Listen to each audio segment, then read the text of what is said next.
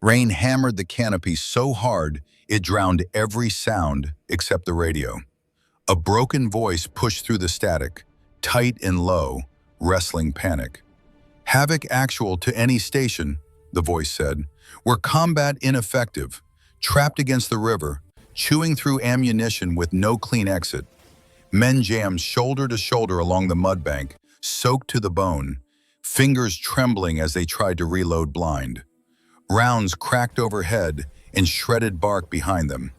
Boots skidded in the muck when someone lost balance and barely caught himself. The jungle felt too close now, like it was breathing in sync with the enemy. Then the radio crackled again. "Havoc actual to Overwatch. 3 sides, no reinforcement possible. We're done. We're fucking done." Before anyone could answer, the river moved. Water parted like a curtain. A figure rose through flames dancing on the surface, fire reflecting off wet skin and dark fabric. One boot missing, plate carrier gone, just a rifle, a girl, and eyes that had stopped asking permission. The team stared, the enemy hesitated, and Harper Calloway took her first shot. 20 hours earlier, the briefing room reeked of wet nylon and coffee gone cold 3 hours ago. Red light washed over the tactical table where a river map sat pinned beneath clear plastic, held down by empty magazines and a ballpoint pen someone had chewed through. SEAL Team 4, call sign Havoc, ringed the table with that calm swagger that comes from doing the same job too many times in too many countries that all blur together after a while. They were tired but sure of themselves, shirts with sleeves rolled tight, faces half lit by the glow of tablet screens. Someone made a joke about the heat and how the jungle would do the cartel's work for them before any shooting started. A few men laughed. It was the kind of easy confidence that sounds like experience, but sometimes is just familiarity wearing the wrong mask. Then she stepped in. Harper Calloway, 17, lean and compact with a rifle case in one hand and a small dry bag in the other. No big entrance, no scanning the room for attention. She took a spot at the edge of the table and listened. Brown hair pulled back tight, face clean of anything except focus. Her call sign was Ash, not because it sounded cool or because someone thought it was clever. It was just what fit. Ash is what remains after fire passes through, what settles when everything else is consumed and gone. She was attached to Havoc as a precision shooter and water-capable scout, the kind who treated rivers like roads and could hold her breath longer than most men could hold a thought. To them, though, she was still just an attachment. A few of the operators checked her gear, then her size, then went back to the map like she wasn't really part of the plan. It wasn't mean, just familiar. A silent wall that said, "You're here, but you're not one of us." One operator, big frame with a soft drawl that marked him as somewhere south of the Mason-Dixon, nodded at her dry bag and grinned. "Hope you brought snacks," he said. A couple of laughs followed, easy laughs, not sharp, the kind that leave you feeling like a guest who showed up uninvited and stayed too long. Harper didn't react, no forced grin, no comeback that would prove she could hang. She set her bag down, checked the seal out of habit, and kept her attention on the map. Lieutenant Commander Sterling Hale ran the brief. Mid-30s, neat haircut that looked fresh from the barber 2 days ago. Confident delivery. He spoke like someone who trusted clean paperwork more than unpredictable jungle ground. He traced a bend in the river with one finger, then slid it along a trail cutting inland through dense green marked on the overlay. "Intel shows light resistance," he said. "Local militia. Village is asleep. We move fast, hit the structure, take what we came for, and disappear before sunrise." He said it like the mission was already over, like the operation existed on paper, and reality would simply comply. Harper watched his hand instead of his face. The tapping on the plastic, the way his finger lingered on the root as if the line itself was truth. She waited for the pause, then spoke, evenly. "Commander, what's the last confirmed movement in the area? Not the report, actual eyes on." Hale looked at her like he was weighing whether to answer or remind her where she stood in the chain of command. Overhead saw nothing, he said. No fires, no movement, quiet. Harper nodded once, then asked again, same calm tone. Any signs of fuel stored along the river? Anything that could drift downstream? A couple of the guys traded looks. Fuel sounded like the kind of detail only someone overly focused would chase. The kind of question that made you wonder if someone was trying too hard to look smart. Hale exhaled through his nose. We're not here to do environmental science, he said. A light chuckle rolled around the table. Dismissive, not cruel, just enough to put her back in her lane. Harper didn't blink. She reached into her pocket and pulled out a small waterproof notebook. Pages smudged with pencil in tight handwriting. She didn't show it around. She didn't need to. Roger that, she said, then went quiet. As the others debated timing and breach points, she studied the room. Not paranoid, professional. Who stood close to who? Who cleaned a weapon out of habit and who did it for show? Who joked because they were relaxed and who joked because they weren't? The small tells that separate men who trust the plan from men who've survived when plans collapse. When the brief broke, havoc shifted toward the staging area. Outside, the night air hung thick and damp. The river lay close, dark, slow. The jungle wrapped around it like a clenched fist. Harper stopped at the water's edge and stared.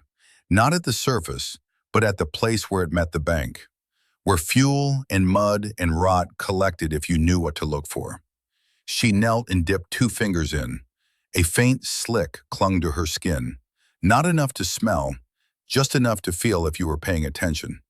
She wiped her hand on her pants and scanned the trees. No birds. In a jungle, silence never comes without reason. A frog chirped once, then cut off like something had shifted nearby. Like something had listened and decided to go still. Behind her, the team loaded the Zodiac. Rubber creaked under weight. Metal tapped against metal. Someone coughed without trying to hide it. Too loud for a place that was supposed to be asleep. Harper checked her gear the way she always did. Once, then again. Not from doubt, but because mistakes don't care how skilled you are. They only notice when you're tired. She tapped the rebreather lines, tested the mouthpiece seal, ran her palm along the rifle case, and counted magazines by feel instead of sight. Muscle memory older than most of the guys on the team. Then her eyes went back to the water. Lieutenant Commander Hale stepped up behind her, stopped just close enough to carry his voice. "You good?" he asked, the tone already braced for trouble. Harper kept her gaze forward. "I'm good, sir," she said, "but this place doesn't feel empty." Hale followed her line of sight for a second, then shrugged. "It's a jungle," he said. "It always feels like something." Harper didn't argue. That was the thing about her. She didn't spend words on people who'd already made up their minds. She'd learned early that pushing only made men like that dig in harder. They didn't listen better, they listened less. So she did what she always did, tucked the feeling away, kept her face flat, stayed quiet. As the Zodiac slipped off the bank and into the river, the team settled in. Boots braced against the inflated sides, weapons tucked close, eyes forward. Harper took a spot near the rear, shoulders loose, breathing slow. She watched the black water slide past, studied the tree reflections on the surface, looking for breaks in the pattern. Reflections tell the truth. Faces don't always. She counted the bends without looking down. 1, 2, 3. She listened to the motor. She listened to the night. She listened for anything that didn't belong. All the while, the men around her still treated her like paperwork stapled to a mission they didn't ask for. They didn't see what she saw. Not yet. By the time the river narrowed and the Zodiac drifted into the shadow of the far bank, Harper knew one thing for certain. If the jungle were truly asleep, it wouldn't be this quiet. And if havoc kept moving like nothing could touch them, they were about to learn the gap between confidence and carelessness. The lesson would be written in blood. The memory hit her without warning. A flash of Louisiana summer heat, the bayou thick with humidity and the smell of rotting vegetation. She was 8 years old, small hands gripping the edge of a cypress log, while her grandfather crouched beside her in water up to his knees.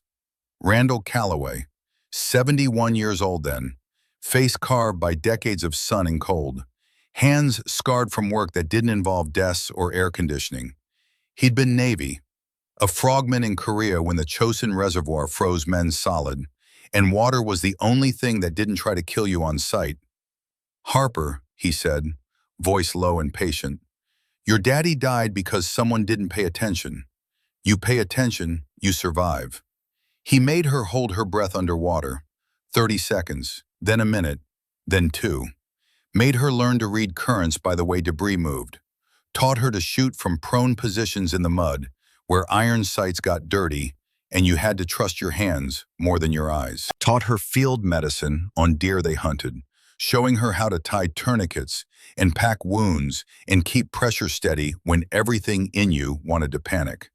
Every lesson the same, quiet, repetitive, no shortcuts. When she was 15, he got sick. Cancer that moved faster than the VA could schedule appointments. She sat beside his hospital bed in Baton Rouge while machines beeped and nurses came and went like ghosts.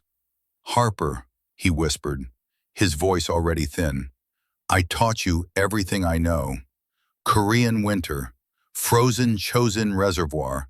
Water saved me when nothing else could. It'll save you too. Make Brock proud." He handed her his knife.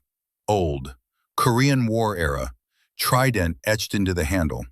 The blade still sharp because he'd never stopped caring for it. He died that night. She was alone when it happened. Her mother was in the cafeteria. The nurses didn't notice until the machines flatlined. 2 years later, Harper enlisted. Her mother signed the parental waiver, even though she didn't want to. Even though she begged Harper to go to college instead, to choose anything except the thing that had taken her husband and her father, and now threatened to take her daughter. But Harper didn't know how to be anything except what the men in her family had been, so she became it. The Zodiac nudged forward, rubber hull whispering against the river's skin. But everything else about the movement felt wrong. Too much weight shifting, too many small sounds piling up where silence should have lived. A metal buckle snapped against hard plastic.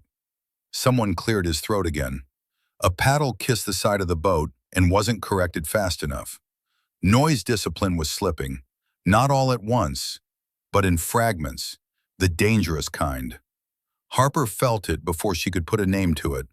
The way the river seemed to squeeze without actually narrowing, the way the jungle leaned closer, branches stretching over the water like hands that already knew where to grab.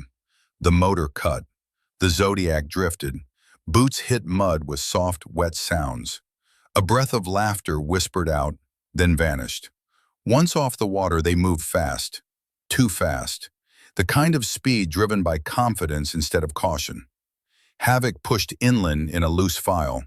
Weapons up, eyes forward, trusting the plan to hold because plans always had before. Harper stayed at the rear, watching the river line instead of the backs ahead. She caught the uneven lap of water against the bank, the faint smear on the surface where fuel rode the current and pulled like an oil slick that didn't care about borders or missions or men. Her chest tightened. She keyed the radio, voice steady. "Ash to Havoc actual. Recommend pause. I'm seeing indicators along the river." Half a second of silence. Then Lieutenant Commander Hale came back. Clipped. "Negative. Keep moving. We're on the clock." Harper slowed by a fraction, just enough to think. She'd learned long before this night that the most dangerous lie isn't told to the enemy. It's told to your own command when they stop listening, and you have to choose between obedience and survival. She tapped the radio again. "Ash moving to confirm Riverline security. I'll catch up." It was a lie, clean and controlled, the kind that sounded like discipline instead of defiance. She waited until the man ahead stepped over a fallen root, then slid sideways into the water, let the river take her weight. Cold closed around her thighs. then her chest. She angled along the bank, moving slow, letting the current help instead of fighting it. On the radio, she stayed silent. From the water, everything changed. Sound flattened, light fractured. The jungle stopped looking like chaos and started revealing structure.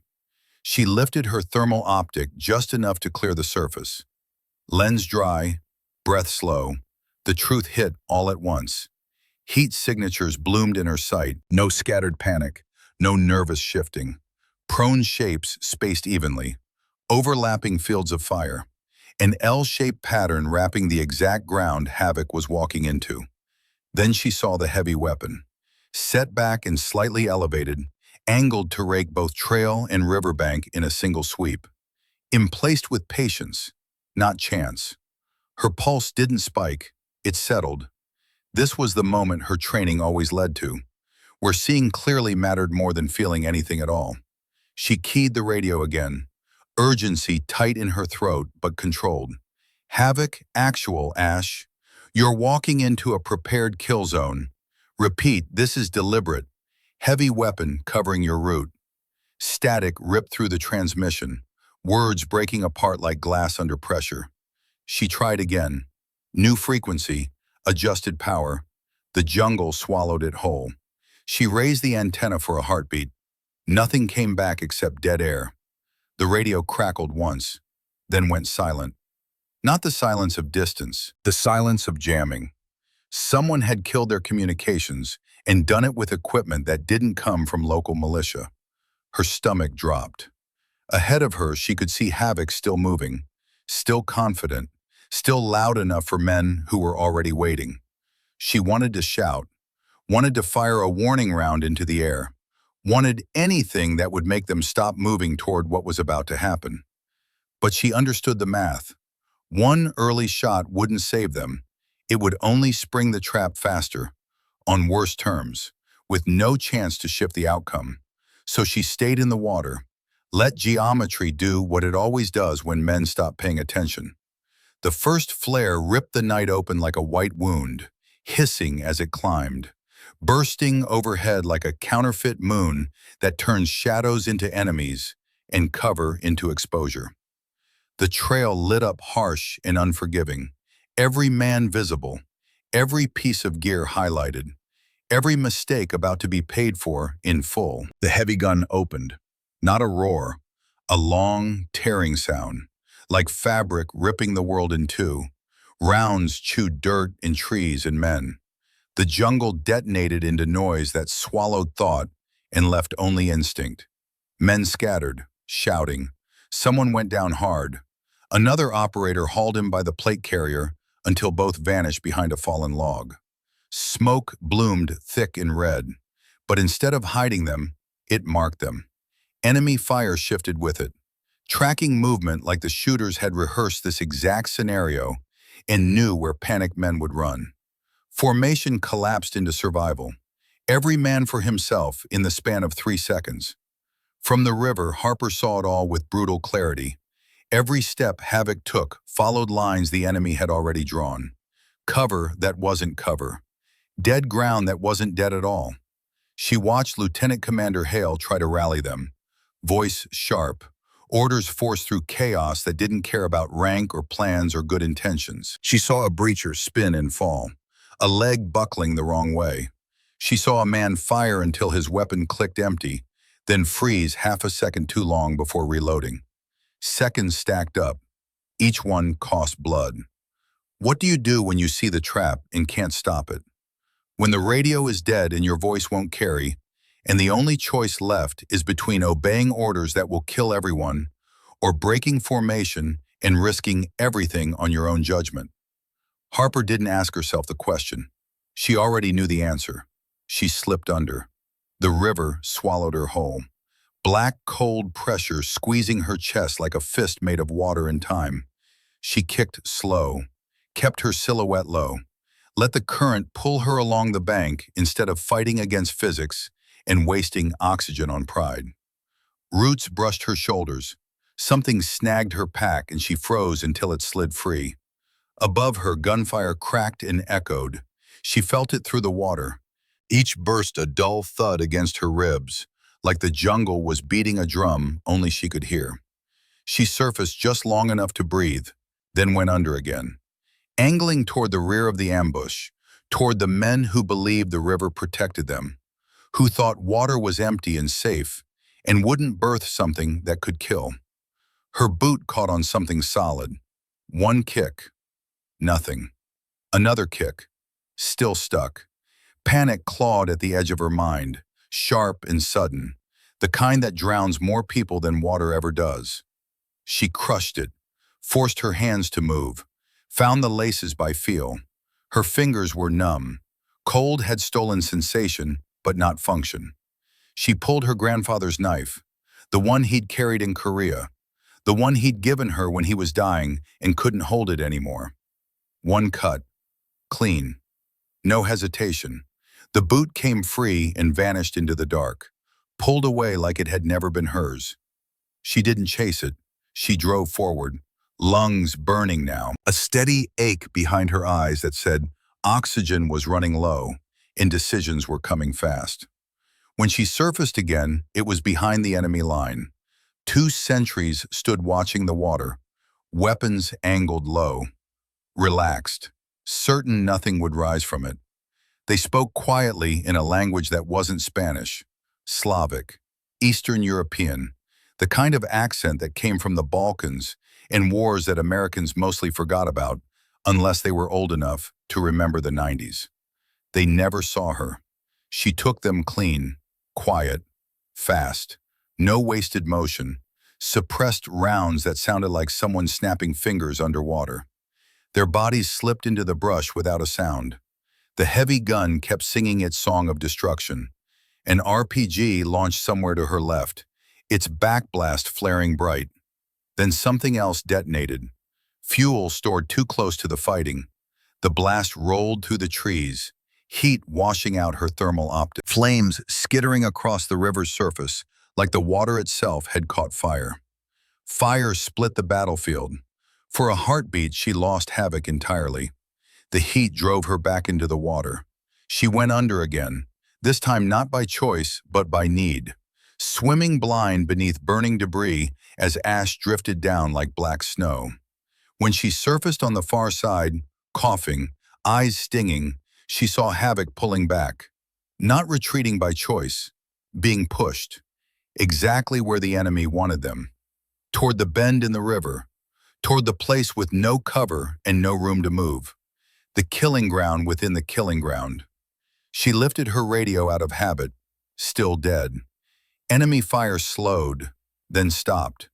Not because the fight was finished, because they were done spending bullets on men who had nowhere left to run. Movement replaced gunfire. Voices carried closer now, confident, almost casual. The sound of professionals who'd done this work before and knew how it ended.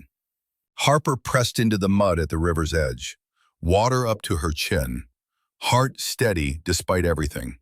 She understood the shape of what was coming. This wasn't capture, this was execution. She looked at the river, then the jungle, then the men she'd been attached to but never fully accepted by. The men who were about to die unless she did something they'd never expect from a 17-year-old girl they dismissed as paperwork with a rifle. She unclipped her plate carrier, the one that had kept her safe through training and travel and insertion. Let it slide away into the water, felt suddenly lighter, exposed, faster. One last breath of air that tasted like smoke and fear and something else she couldn't name. Then she let the river take her again, becoming just another dark shape below the surface. Action over permission, always. The river closed around her, thick and black, swallowing sound and light together like a living thing that knew how to keep secrets. Down there, the world shrank to pressure and touch. She couldn't see her hands, couldn't tell where water ended and roots began. She moved by feel alone. Cold slid into her sleeves and down her back. The current tugged at her gear, testing every strap and buckle she'd checked twice before insertion.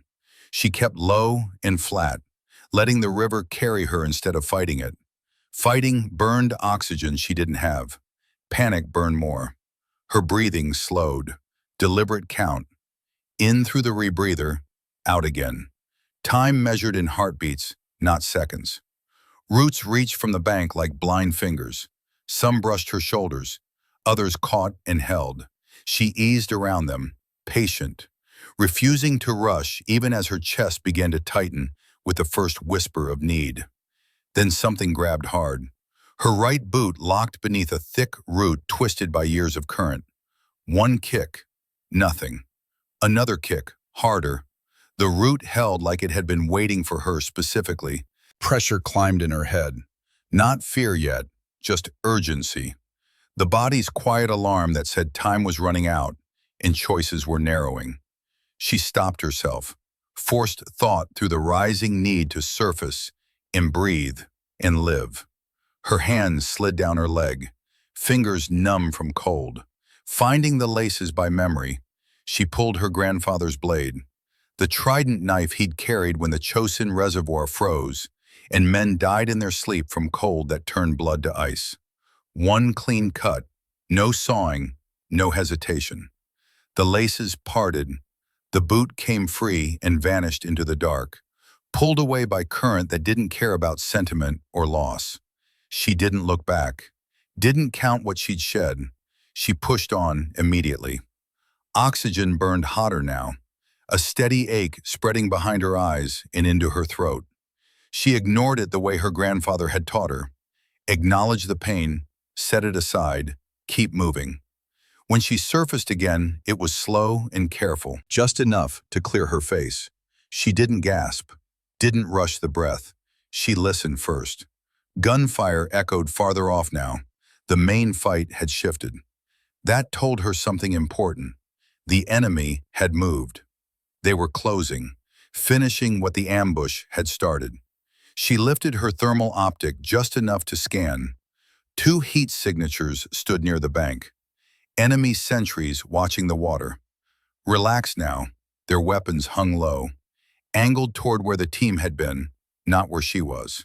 They believed the river was empty, a barrier, not a threat. Harper studied them for a full breath. Not because she needed the time, because rushing made noise, and noise invited attention, and attention meant dying before she could change anything. She rose behind them like a shadow appearing at the wrong hour. The first sentry dropped before he could turn. The second twitched, half a step, a muscle firing with intention that never reached completion. Then he was gone too. No spectacle, no wasted motion, just geometry and suppressed rounds and training that had become reflex. The bodies were eased into the brush, placed so they wouldn't be seen unless someone searched hard and had reason to look. She checked their gear quickly. Radios, ammunition, insignia she didn't recognize but memorized anyway. Nothing unexpected, everything professional. Then she looked past them at what remained of the enemy line.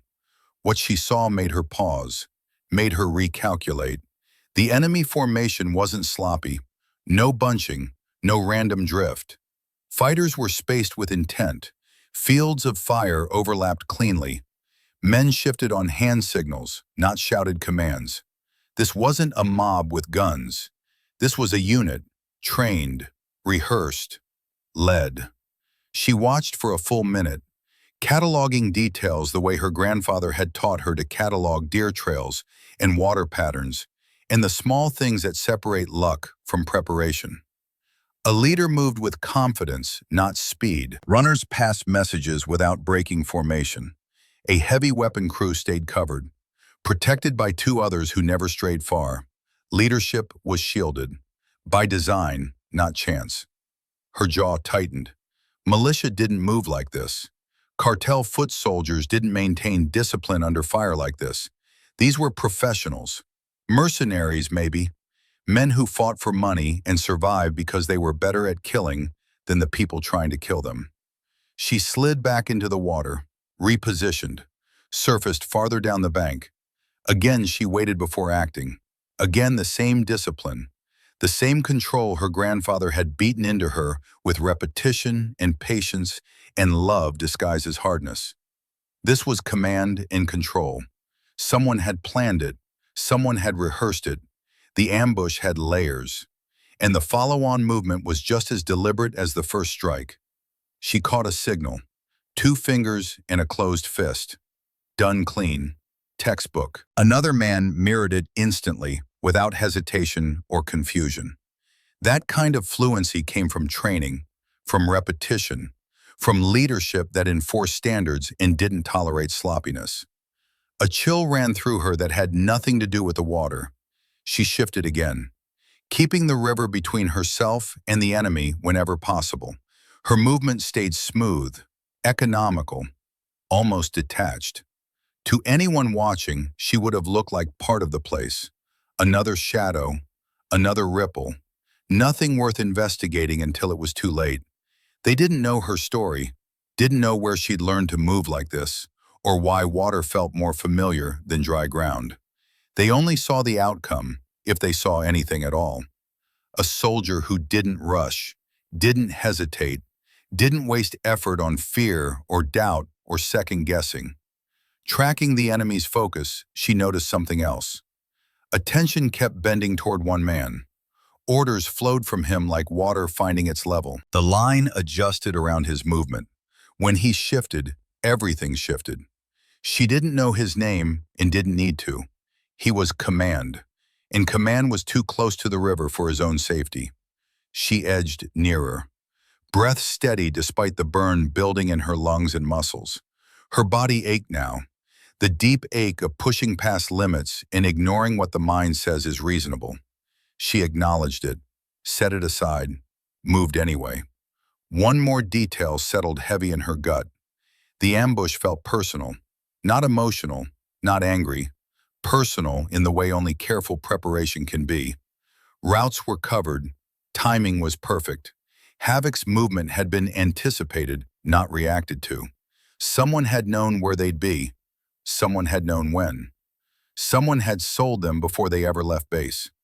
Harper stayed half submerged, eyes on the enemy line, her mind already working ahead, running scenarios, calculating odds, counting bullets in distance in time. Whatever this was, it was bigger than a bad night, bigger than a mission gone wrong. And if she didn't act soon, there'd be no one left to warn. The pressure on Havoc didn't ease. It narrowed, tightened like a noose pulled slow. Rounds snapped closer now. Not wild, not rushed. Each burst carefully placed, forcing the team back step by step toward the river they tried to leave behind.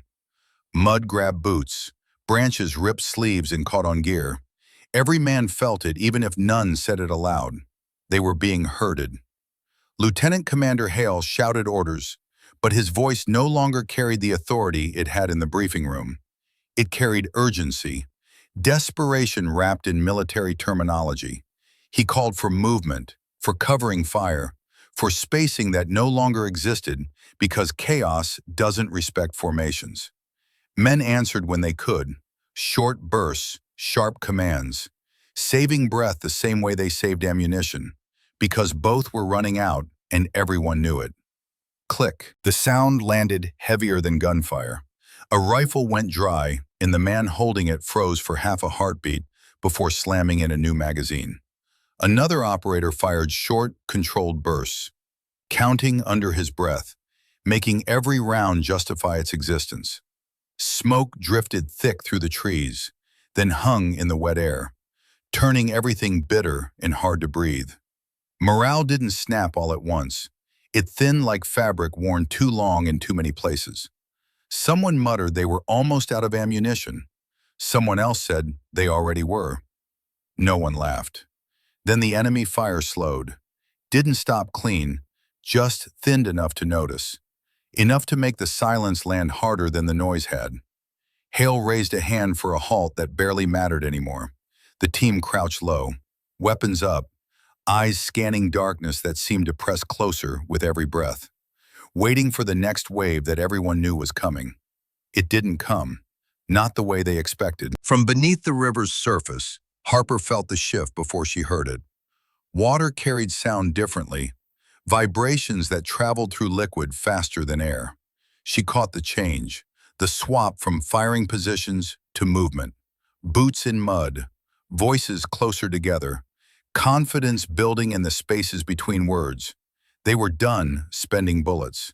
They were about to rush, to finish what the ambush had started with knives in close quarters and the kind of violence that doesn't leave witnesses. She hovered just below the surface, the waterline brushing her jaw, eyes barely breaking the skin of the river. Through her thermal optics, she watched the enemy line tighten. Fighters move closer, confidence settling into their posture like an old coat. Weapons dipped slightly, spacing collapsed. They believed it was over. Harper looked down at herself, at the gear she still carried. Armor protected, but it also weighed. It slowed. It made noise when you moved fast and pulled when you needed to be, like the river itself. She unclipped without hesitation, let the plate carrier slide from her shoulders, watched it sink into the black. Bubbles marked its path for a heartbeat before it disappeared into depths that didn't care about safety or protection or fear. Cold pressed closer to her chest. She felt exposed, lighter, almost invisible. She adjusted her grip on the rifle, checked the chamber by feel, settled into stillness that wasn't hiding, just waiting, becoming part of the water, part of the night, part of the thing the enemy had stopped watching because they thought it was harmless. Above her, the mercenaries began to move as a group, drawn to the widening riverbank by the thought of finishing everything at once. No more patience, no more careful angles. This was the mistake she needed. The moment when confidence becomes carelessness and professionals forget the lessons that kept them alive this long. She didn't rise right away. She waited, counted heartbeats, let them commit, let them bunch up the way her grandfather said men always did when they thought victory was certain. Let them stop scanning their flanks because the fight was in front of them, and danger only comes from where you're looking. Only then did she break the surface. No splash, just a controlled lift. Water streaming from her shoulders. Rifle already coming up, already aligned, already committed to what came next. She fired before anyone could shout. The first round took the man giving hand signals, the leader, the one the others looked to. The second round dropped the fighter reaching for his radio. The third caught a heavy gunner mid-turn as he swung the barrel toward a sound he'd never locate. This wasn't panic fire. It was geometry solved piece by piece, mathematics written in muzzle flash, and suppressed cracks that sounded like they came from everywhere and nowhere. The enemy staggered, disoriented, trying to understand how death was arriving from behind what they were certain was empty water. Harper kept moving as she fired. 2 steps, stop, fire, shift, fire again. Never rushing, every shot chosen, never chasing bodies. She dismantled capability. Weapons first, an RPG gunner dropped before he could shoulder the tube. A rifleman let his weapon fall and tried to run. Made it 1 step before collapsing. Those who turned toward the river found nothing to aim at, just darkness and ripples and the wet sound of current that had been there all along. From cover, Havoc watched. At first, no one moved. They stayed pressed into the mud, eyes wide, trying to process what they were seeing. The girl they'd written off as gone, the attachment they dismissed, standing waist-deep in the river, erasing the force that had just shattered them. No cheers, no shouted encouragement. It didn't feel like winning yet. It felt unreal. Enemy fire spiked briefly, wild, directionless, rounds snapping through branches and kicking up water 10 feet from where Harper actually stood. Then it collapsed completely. Men ran, some dove into brush, others froze, unsure which direction meant safety and which meant more of whatever was killing them from the water. Harper ended it quickly. When the last threat fell or vanished into the jungle, she didn't linger. She moved at once, reloading without looking, scanning sectors that mattered. The riverbank went quiet except for the crackle of flames still dancing on fuel-slicked water. Only then did Havoc start breathing again. Lieutenant Commander Hale was the first to rise. Slow, from cover, weapon still up, eyes fixed on the water like he was seeing something his brain couldn't quite accept as real. He looked at Harper standing there, one boot gone, plate carrier shed, river water pouring off her like she'd been born from it. He stared at her, not as an attachment, not as a problem, but as the reason his team was still breathing. Harper didn't wait for him to speak. Her voice came out firm, level, carrying without strain across the gap between them. "Security," she said. "Chief, take the ridge. Thornton, rear. Nobody stares at bodies. We're not done." They moved. No questions, no hesitation. It happened without discussion, without anyone naming the shift that had just occurred. But it was real. For the first time that night, her orders were followed immediately, without doubt, without the need to prove she'd earned the right to give them. Harper climbed the bank, water streaming off her in sheets, one boot squelching unevenly now that the other was gone. She ignored it, dropped beside a wounded SEAL whose name she knew but had never used, checked his leg with hands that moved like they'd done this 1,000 times, already setting a tourniquet, already applying pressure where it mattered. "Stay with me," she said. Quiet, not dramatic, not comforting, just steady. The kind of voice that doesn't allow for alternatives. He nodded, teeth clenched, trusting her without knowing why. Hale stepped closer, finally lowered his weapon, looked at her like he was reassembling everything he thought he knew about competence and age and who gets to make decisions when everything falls apart. "I thought you were gone," he said. Harper didn't look up. She cinched the tourniquet tighter, watched the bleeding slow. "I don't leave," she said. No pride in it, just fact. She stood, turned to face him, eyes calm, posture square despite the exhaustion pulling at her shoulders like hands trying to drag her down. "We're not done," she said. "This wasn't random. They knew where you'd be. They knew when." Hale swallowed, nodded once. The earlier arrogance was gone, burned away by reality. "What do you need?" he asked. Not surrender, recognition. Harper scanned the jungle again, already thinking 2 steps ahead, already running scenarios. "Ammo count," she said quietly. "Then we move. And we don't go where they expect." Around them the river flowed on as if nothing had happened. Darkness settled back into the spaces the flares had stolen. The jungle held its breath again, waiting to see what came next. Havoc followed her lead without argument. Fear lingered. Relief did too, but something else had taken hold in the space between panic and safety. Something that didn't need words or ranks or explanations.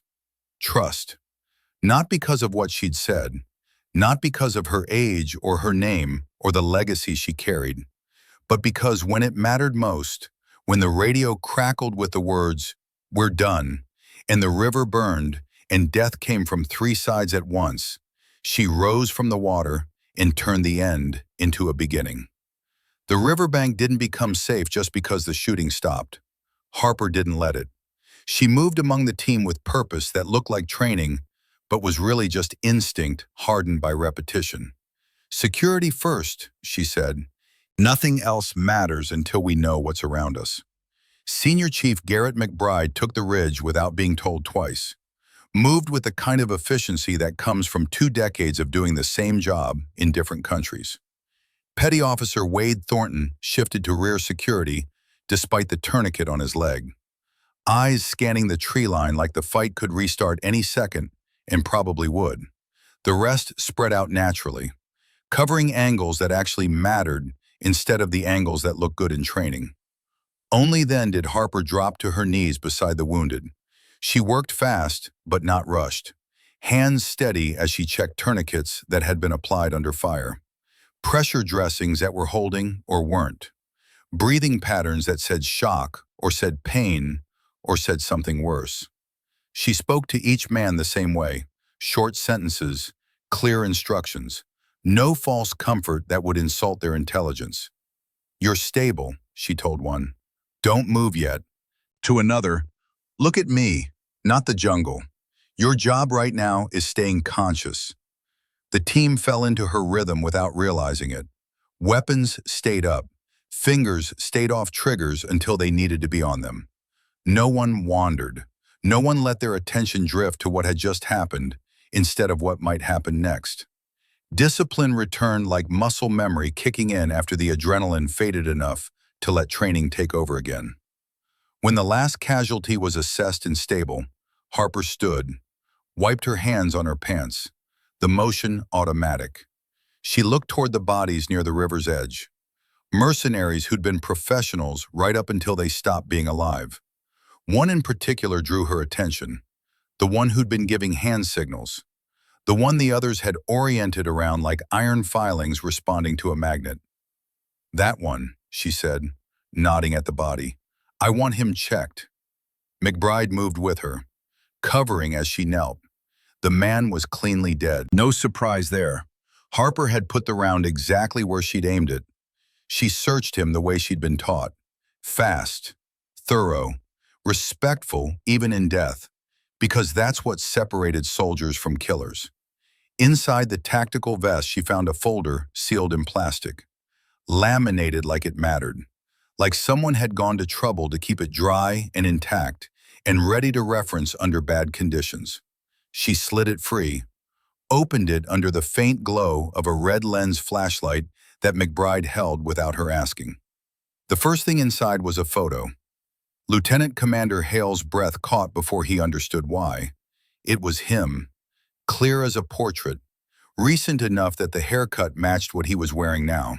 Shot from above, the angle was wrong for chance. The clarity was wrong for anything except professional surveillance. Beneath the photo lay a map, their route marked in red ink, timing notes written in careful block letters that looked military in their precision. A kill zone circled exactly where the ambush had blown their formation apart.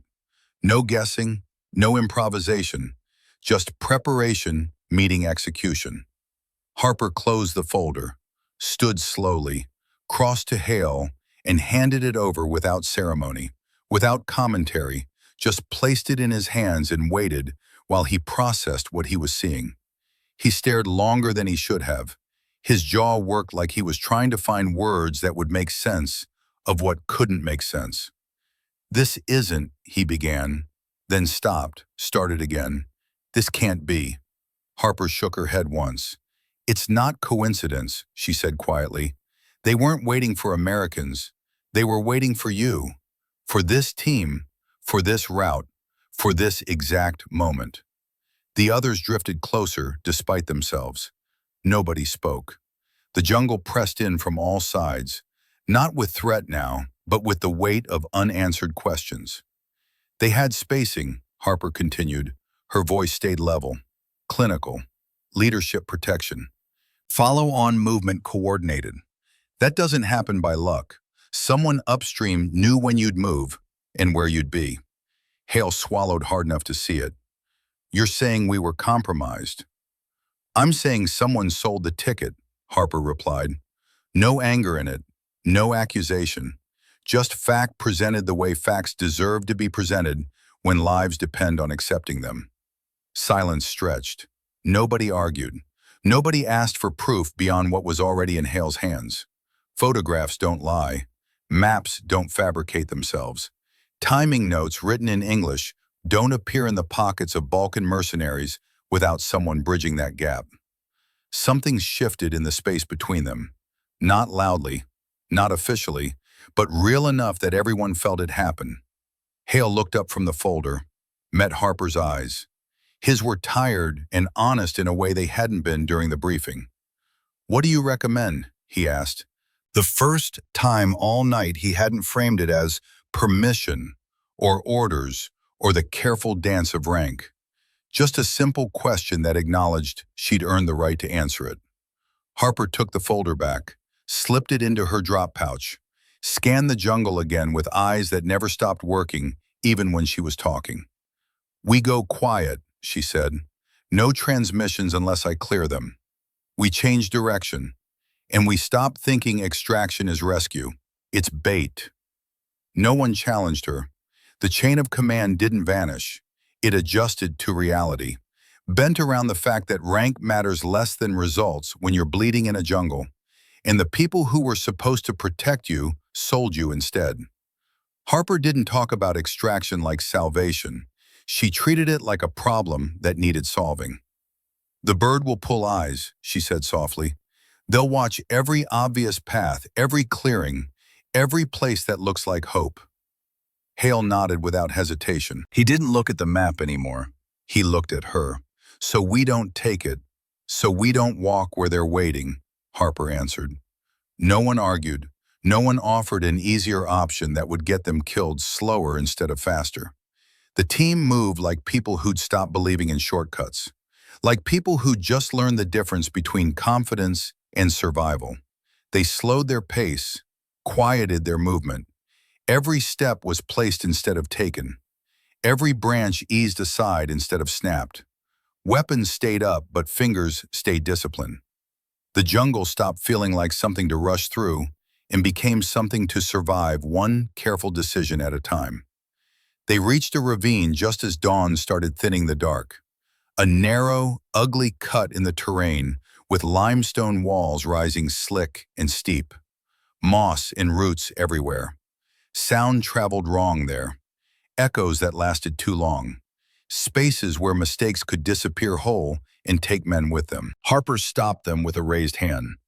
"This is where they'll close," she said. "If they're tracking us, this is the funnel." McBride exhaled slowly through his nose.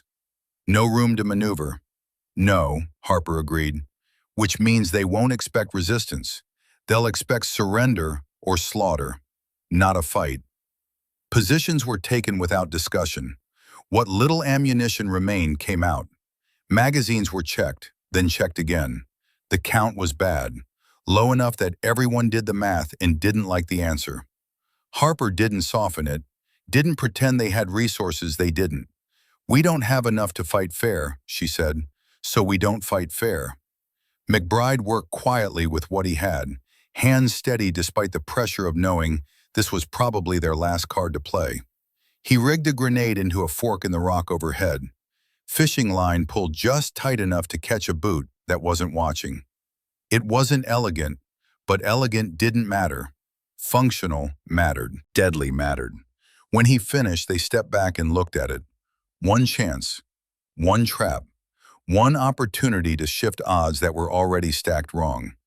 Harper studied it for a moment, then shook her head. "Too obvious," she said. McBride's eyebrows went up. "Too obvious? How?" She moved forward into the open stretch of the ravine where the path widened just enough to be seen from above.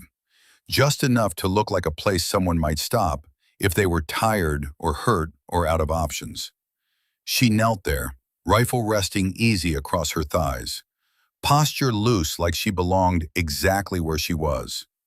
Lieutenant Commander Hale stiffened. "Ash," she cut in calmly. "They won't sprint into a ghost. They'll sprint into a person. No raised voice, no drama, just the math. If they slow down, they see the wire. If they sprint, they die. And they'll only sprint if they think they're chasing something real." No one liked it. No one stopped her. She settled into stillness. The kind that doesn't come from fear, but from acceptance. From understanding that some problems only have hard solutions, and hesitation just makes them harder. Minutes stretched. The jungle returned to its small sounds. Insects resuming their work. A distant bird testing the morning. Water sliding over stone somewhere deeper in the ravine. Normal sounds that said the world didn't care about human problems and would continue long after humans stopped making them. Then Harper felt it. Not sound, not movement, pressure. The sense of being watched through glass.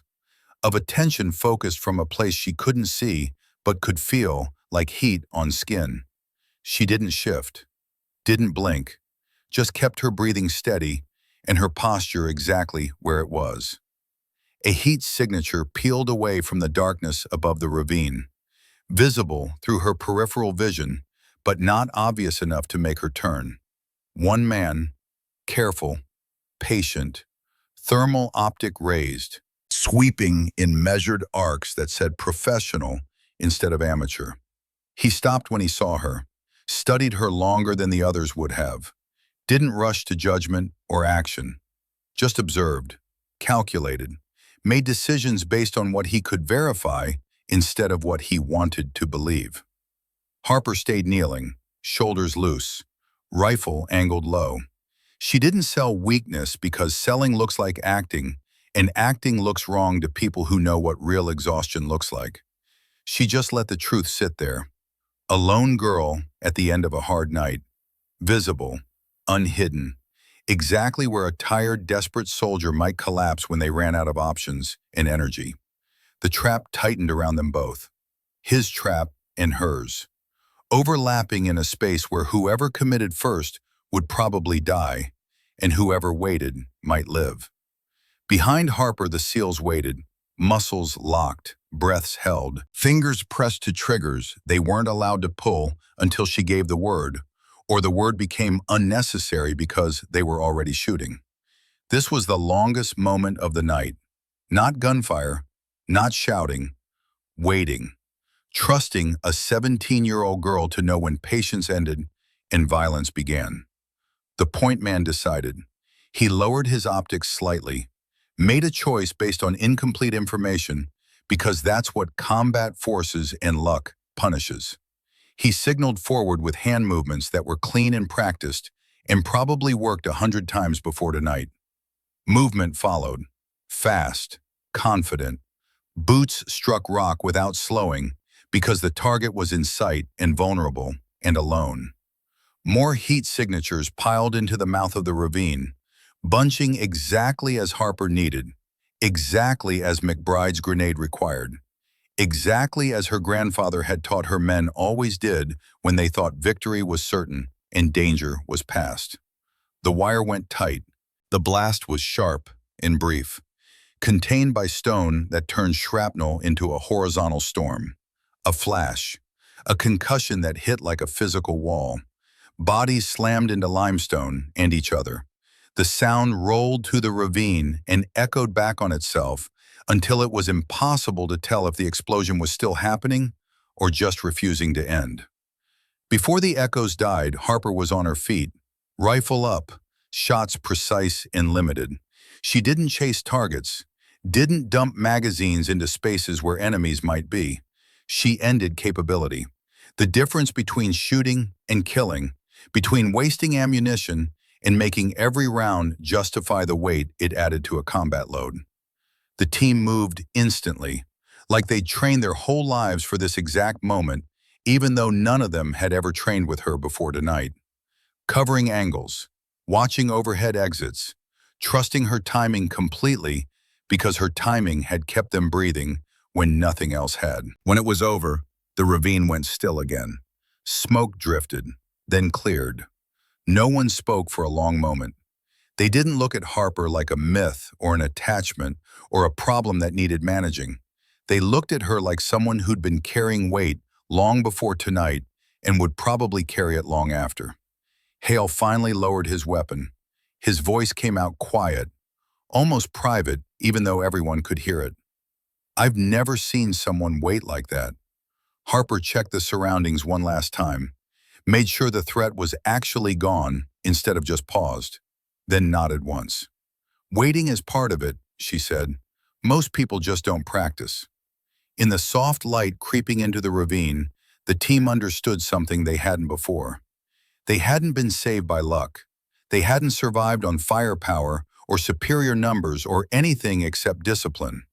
They'd survived on patience, on a 17-year-old girl who knew exactly when to move and when to stay perfectly still. Who understood that courage isn't always loud and victory isn't always fast. The jungle didn't celebrate them. It simply went quiet again, like it had been waiting to see who would still be standing when the noise stopped. Like it had seen this play out before with different people and different weapons, but the same basic truth. The patient survive, the loud die, and the jungle keeps all the secrets. No one chased the silence. No one rushed to speak or move or do anything except breathe and accept that they were still capable of breathing. They stayed where they were, listening. letting it sink in that against odds that should have killed them twice over, they were somehow still alive. The betrayal didn't fade with the gunfire. It lingered, heavy and unanswered. A reminder that danger doesn't always wear the uniform you expect, that sometimes the enemy isn't in the jungle. Sometimes they're in the chain of command, in the briefing room, in the places you're supposed to trust because trust is what holds units together. And without it, there's nothing except people with guns pointed in roughly the same direction. Harper said nothing about what she'd done, didn't look back at the ravine or count bodies or add up the score like this was a game with winners. She knelt near the path and field-stripped her rifle with practiced efficiency, wiped mud from the action, cleared the barrel, the same ritual she'd performed 100 times. Discipline didn't stop when the shooting did. When she finished, she went back to the wounded, checked tourniquets that had been on too long and might need adjusting, asked quiet questions about pain levels and consciousness, and whether anyone was feeling cold in a way that meant shock instead of temperature. No speeches, no promises she couldn't keep, just small, careful actions that added up to the difference between men who made it home and men who didn't. One operator tried to thank her. She nodded once and moved on. Thanks didn't change anything. Thanks didn't stop bleeding or fix broken bones or undo the fact that someone had sold them and they were still in a jungle that didn't care about gratitude. Senior Chief McBride watched from a few steps back, not like an officer watching a subordinate, like someone realizing how close confidence had come to killing them all. He thought about the noise by the river during insertion, the jokes that had filled space where attention should have lived, the confidence that had slipped into carelessness so gradually nobody noticed until it was almost too late. The jungle hadn't punished them for being brave. It had punished them for being loud, for assuming competence was the same as invincibility, for forgetting that every mission that ended well made the next one more dangerous because success breeds assumptions, and assumptions get you killed. Harper finished with the last casualty and sat back on her heels. Her shoulders sagged just a little now that the immediate work was done. Only then did the exhaustion show. Only then did she allow herself to feel the weight of everything that had happened since the Zodiac hit the bank and the night went sideways. She drank from a canteen someone offered, wiped her face with the back of her hand, returned to stillness, the same quiet presence she'd carried from the start. Not because she was naturally quiet, but because she'd learned early that loud got you noticed, and notice got you dismissed, and dismissed meant nobody listened when it mattered. Around her, the team moved differently now, quieter, more deliberate, not from fear, but from learning, from understanding in a way that can't be taught, but only experienced. That confidence without listening is just noise. That plans without humility become patterns the enemy can read. That the loudest voice is rarely the one saving lives when everything falls apart. When it was time to move, Harper stood without announcement, checked her rifle one more time, adjusted the single boot she still wore, and ignored the fact that her left foot was bare except for a sock that was more whole than fabric. She didn't complain about it, didn't mention it, just stepped into position at the front of the formation like it was the most natural thing in the world. She walked point not for recognition, but because point was where she was needed, where her skills mattered most, where the team's survival depended on someone reading terrain and tracking threats and making decisions fast enough to matter. No one questioned it. The formation adjusted around her like water flowing around a stone. Natural, inevitable. The way things were always supposed to be once everyone stopped pretending rank mattered more than capability. They moved through jungle that was waking up around them. Birds starting their morning calls. Insects resuming whatever insects do when humans aren't actively destroying their habitat. Light filtering through the canopy and shafts that looked almost holy if you were the type to see holiness in nature, instead of just tactical problems waiting to happen. Harper navigated by memory and intuition, and the small tricks her grandfather had taught her. Reading the angle of sunlight through leaves, noting which direction water flowed when they crossed small streams, using moss growth and wind patterns, and a dozen other tiny details that most people never noticed and professionals sometimes forgot under pressure. She stopped them twice in the first hour, once for a game trail that looked too clear, too maintained, the kind of path that said humans used it regularly, even if no humans were visible right now. They went around instead of through, added 20 minutes to their movement, but avoided whatever might have been waiting along an obvious route. The second time she stopped them for something nobody else saw, a disturbance in the leaf litter, too regular to be natural, too deliberate to be accident. She traced it carefully, found the pressure plate buried under debris, found the wire leading to an explosive charge set back in the brush where it would catch anyone diving for cover. She disarmed it with the same calm precision she'd shown with everything else. No hurry, no wasted motion, just training and repetition and muscle memory that didn't require conscious thought anymore. When she was done, she pocketed the detonator and kept moving. Silas Grant whispered to Thornton, "How does she even see that stuff?" Thornton shook his head. "I don't know, but I'm real glad she's on our side." They pushed deeper into terrain that was supposed to lead away from threats, but instead felt like it was leading towards something they couldn't name yet. Harper felt it too, that sense of wrongness that couldn't be pinpointed, but couldn't be ignored either. Like the jungle was holding its breath again, like whatever they'd survived wasn't finished with them yet. Around midday, they stopped to rest and redistribute ammunition. The count was worse than before. Harper called it without sugarcoating, 43 rounds total, spread across 5 shooters. That's 8 rounds each, with 3 left over. McBride did the math silently. "If we hit another squad-sized element—" "We don't," Harper said. "We avoid contact. We move quiet. We get to the alternate extraction point before they figure out where we're going." "And if we can't avoid contact?" Hale asked. "Then we make every round count," Harper said, "and we don't miss." It wasn't bravado. It was just reality presented clearly enough that everyone understood the stakes. They were operating on borrowed time, with borrowed luck, and ammunition that wouldn't last through a sustained firefight. The only way forward was perfect execution or perfect avoidance.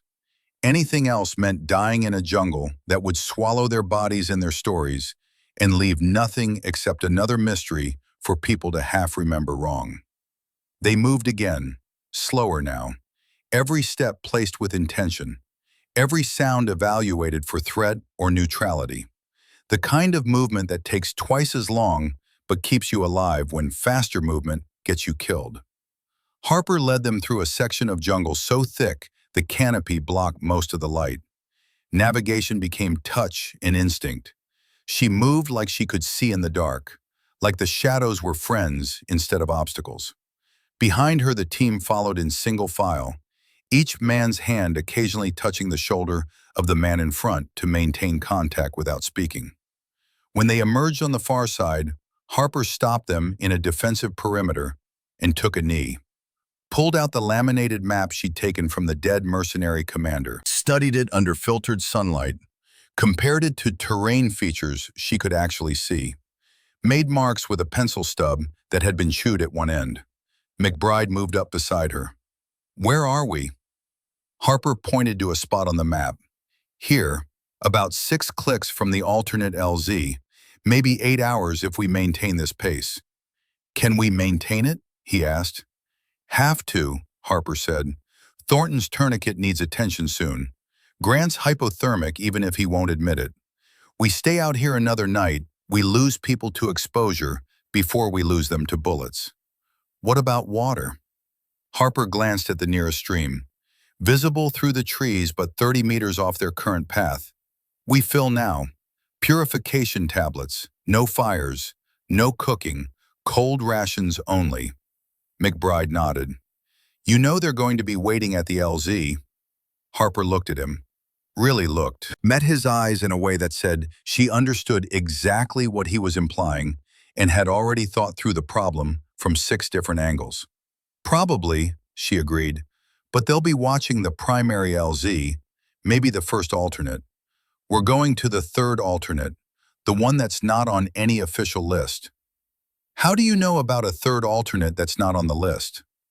Because I scouted it before we left, Harper said, while you all were in final brief.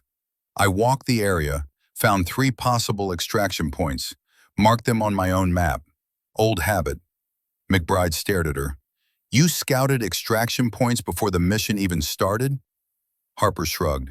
My grandfather said, hope for the best, but plan for someone selling you out. Seemed like good advice. For the first time since the ambush, McBride smiled. Your grandfather was a smart man. He was, Harper agreed quietly. Then she folded the map and stood.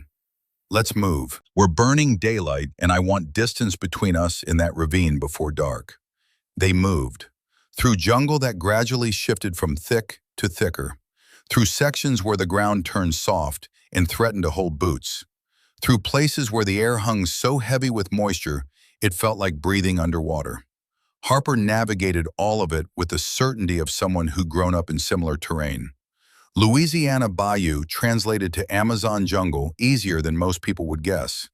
Water was water, mud was mud, and humans moved the same stupid ways regardless of continent. As afternoon bled toward evening, Harper spotted something that made her stop the entire formation with a closed fist. Everyone froze. Weapons came up. Fingers found triggers. They waited while Harper studied something only she could see. After a full minute, she moved forward alone, checked the ground carefully, then turned back and signaled McBride forward. When he reached her, she pointed without speaking. Boot print, fresh, maybe an hour old. Size and tread pattern matched what she'd seen at the ambush site. They're tracking us, McBride said quietly. One tracker, Harper corrected. Solo, staying back about 200 meters, reporting our position. How do you know it's one? Gait pattern, Harper said. See how deep the heel strikes? 200 plus pounds, favoring left leg slightly. No partner prints anywhere in a 30-foot radius. He's alone. McBride looked at the jungle around them. What do you want to do? Harper thought for a moment, then smiled. Something that wasn't quite cold, but wasn't quite warm either. We let him keep tracking us, for now, but we set a surprise for when he gets too close. They set up an ambush of their own. Simple, efficient. Silas Grant and Doc Brennan positioned on either side of the trail. Harper continued forward with the rest of the team, making no effort to hide their tracks, making it easy for the tracker to follow, to stay confident, to believe he was hunting instead of being hunted. 15 minutes later, they heard it. A brief scuffle, a grunt of surprise, then silence. Grant's voice came over the radio. We got him. Harper doubled back with McBride and Hale, found Grant and Brennan standing over a man in his 40s, Slavic features, well-equipped, hands zip-tied behind his back and a gag in his mouth. His eyes showed anger, but also calculation, professional anger, the kind that comes from being caught by people who should have been prey. Harper knelt in front of him, pulled the gag out but left the zip ties, spoke in a level tone that carried no malice, but also no mercy. English? The man nodded slowly. Da, yes. Good, Harper said. That makes this easier. Who hired you? The man smiled without humor. You already know. American. Satellite phone. No face. Just voice and money. How many more of you? The smile widened. Enough. Harper didn't react to the non-answer. She just watched him, studying his face the way she'd studied terrain all day, looking for tells, for micro-expressions that said truth or lies or fear hiding under bravado. Where are they waiting? She asked. The man's eyes flicked north involuntarily, just for a fraction of a second, but Harper caught it. She nodded slowly. Thank you, she said, then replaced the gag, zip-tied his ankles, left him propped against a tree with enough room to breathe, but not enough to escape or signal. Thornton stared. We're just leaving him? We're not murderers, Harper said, And he's not our priority. Someone will find him. Or they won't. Either way, he's out of the fight. She led them south, the opposite direction the tracker's eyes had indicated. They moved faster now, pushing the pace because time mattered more than caution at this point. Because every hour they stayed in the jungle was an hour someone else could get ahead of them, could position, could prepare, could turn their extraction into another kill zone. As darkness started to fall, Harper found them a position to hold through the night. A small depression surrounded by thick vegetation. Defensible, concealed, far enough off any trail that casual movement wouldn't stumble onto them. She set the watch rotation herself. 2-hour shifts. Everyone sleeps except the watch. No fires, no lights, no noise. They settled in. Cold rations eaten in silence.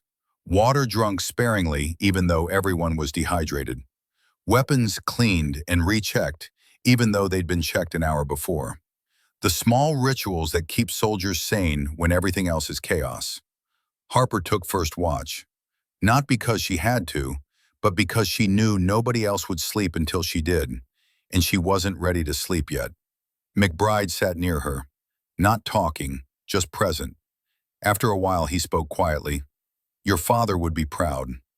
Harper didn't answer right away, kept scanning the jungle, kept listening to sounds that were normal and sounds that weren't.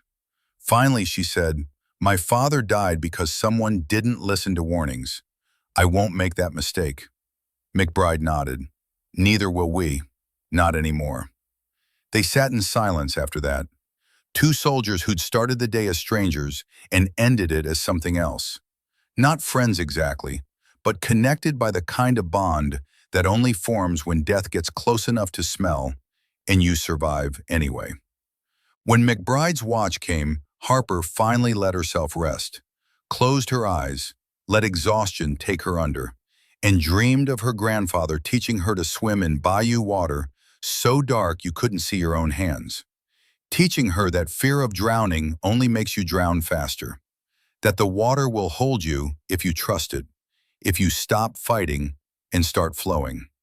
She woke once in the night to the sound of movement, came alert instantly, weapon up, but it was just Grant shifting position, just normal sounds of men trying to sleep on ground that didn't care about their comfort. She settled back, closed her eyes again, and waited for dawn to come so they could finish what the night had started. Dawn came slow and gray, the kind of morning that doesn't announce itself with color, but just gradually stops being night. Harper was already awake, had been for an hour, sitting with her back against a tree and her rifle across her lap, watching the jungle transition from one kind of dangerous to another. The team stirred without being told. No alarms, no wake-up calls, just the internal clocks of men who'd learned to sleep light and wake ready. They packed in silence, checked weapons, redistributed the ammunition one more time, even though the count hadn't changed overnight and wouldn't change no matter how many times they counted it. 43 rounds, 5 shooters. Math that didn't improve with daylight. Harper stood and moved to the center of their small perimeter, gathered them close enough to speak quietly. "Today we reach the extraction point," she said. "It's going to be wrong. It's going to feel like a trap because it probably is one. But it's the only play we have left." "What's the approach?" Hale asked. He'd stopped pretending to run the mission somewhere in the middle of yesterday. Now he just asked questions and followed answers that made sense. Harper pulled out her hand-drawn map, the one she'd made before the mission started, before anyone knew they'd need it. She pointed to a spot marked with careful pencil strokes. 3rd alternate LZ, not on official plans. Small clearing, big enough for one bird, surrounded by high ground on 3 sides. McBride studied it. "That's a kill box if they're dug in on the high ground." "Yes," Harper agreed, "which is why we don't go through the clearing, we go around. Come in from the east where the terrain is worst, where they won't expect approach because it's too hard." "How hard?" Thornton asked. His leg was worse this morning. The tourniquet had been on too long, and his skin had the pale quality that said circulation was a problem that would become a bigger problem soon. Harper looked at him honestly. Hard enough you might not make it. Hard enough we'll have to carry you part of the way. Thornton met her eyes. Then we better get moving. They moved out in single file. Harper on point as always now, McBride at the rear, the wounded in the middle where they could be supported if they fell, and protected if contact came from an unexpected direction. The formation of a unit that had stopped pretending and started surviving. The terrain got worse like Harper had promised. The jungle thickened until movement meant pushing through vegetation that didn't want to move. The ground turned soft, then wet, then into standing water that came up to their knees and smelled like rot and old death. Things moved in the water, unseen, probably harmless, possibly not. Nobody asked. Asking didn't change what you had to walk through. Harper navigated by compass and instinct. The sun was invisible through the canopy. Landmarks were impossible in jungle that all looked the same. But she moved with certainty anyway. Stopped occasionally to check the map, to verify terrain features against what she remembered from scouting, to make sure they hadn't drifted off course in vegetation so thick you could be 10 feet from something and never see it. They climbed. Not mountains, but the jungle version. Steep slopes covered in mud and roots and plants that had thorns designed by evolution to make mammals regret touching them. Thornton fell twice, was caught both times by Grant and Brennan. No wasted sympathy, no false comfort, just assessment. The leg was dying, slowly, but dying. If they didn't get him to a hospital within hours, he'd lose it. If they didn't get him there within a day, he'd lose more than that. She didn't tell him what she saw. He already knew, could see it in her face. In the careful way she tightened the tourniquet one more turn and avoided his eyes while she did it. "Can you walk?" she asked. Thornton nodded. "Yeah, I can walk." Harper helped him up. Grant took position on his left, Brennan on his right. They became a three-man unit within the larger unit, moving together, sharing weight, sharing the burden of getting one man through terrain that wanted to keep him. They pushed on, through sections where the ground disappeared entirely, and they waded through water that was waist-deep and the color of old coffee. Through places where the insects found them and bit with enthusiasm that bordered on religious fervor. Through heat that built as the morning aged and turned the air into soup that had to be breathed in careful sips. Harper stopped them once more before they reached the final approach. Called them into a tight perimeter, let them drink the last of their water, and accept that thirst would be part of the next few hours. She looked at each of them, really looked, checking eyes and skin tone, and the small signs that separated men who could still fight from men who were running on empty. "Listen," she said. Her voice was quiet but carried weight that had nothing to do with volume. "When we get there, it's going to happen fast. They'll either be waiting or they won't. If they are, we don't engage unless there's no choice. We avoid, we slip past, we get to the bird, and we leave. Pride doesn't extract us. Bullets don't heal Thornton. Getting home does." "What if we can't avoid?" Grant asked. "Then we fight smart," Harper said. "We use what we have. We don't waste rounds on suppression. We make them count, and we trust each other." She paused, let that settle, then continued. "You all doubted me at the start. That's fine. I was 17 and untested and probably deserved doubt. But I don't need you to believe in me anymore. I need you to believe in each other. Because I can't get us out alone. None of us can. It takes all of us or it doesn't work." McBride spoke up, his voice rough with something that might have been emotion or might have just been exhaustion. "Nobody doubts you now, Ash. We're with you. All the way." Harper nodded once. "Then let's finish this." They moved into the final approach. The terrain opened slightly, enough to see more than 10 feet ahead, enough to feel exposed after hours of being pressed in by vegetation. Harper slowed the pace. Every step now was deliberate, every sound evaluated. They were close enough that mistakes would be final. She spotted the clearing through the trees, small like she'd remembered, maybe 50 meters across, surrounded by high ground that offered perfect overwatch positions. Empty at first glance, but Harper didn't trust first glances. She'd learned that first glances were where people died. She signaled the team down. They took cover in the vegetation at the edge of the clearing, weapons oriented outward, waiting while Harper pulled out a small monocular and glassed the high ground. Slow, methodical sweeps, looking for anything that didn't belong, any sign that men with guns were doing exactly what she'd do if she were them. For 5 minutes she saw nothing. The jungle looked empty, peaceful even. Birds moved in the canopy. A monkey screamed somewhere distant. Normal sounds that said maybe they'd guessed wrong. Maybe the enemy had focused on the primary LZ and missed this one entirely. Then she saw it, a flash of reflection, brief, gone almost before it registered. But there, metal where metal shouldn't be. High ground on the north side of the clearing, exactly where she'd position a heavy weapon if she wanted to control the entire area. She lowered the monocular, keyed her radio to the team frequency, even though they were close enough to whisper. "They're here," she said. "North side high ground. At least one position, probably more." "How many?" Hale asked. "Can't tell," Harper said, "but we have to assume squad-sized at minimum." The silence that followed was heavy, everyone doing the same math. 43 rounds against an unknown number of enemy fighters in prepared positions with high ground advantage. The math didn't work. Couldn't work. Not if they fought straight up. Harper lowered the monocular and thought. Her grandfather's voice came back to her. Not memory exactly, just the echo of lessons repeated so many times they'd become part of how she processed problems. Water doesn't fight the rock, it goes around. Patience isn't weakness, it's survival.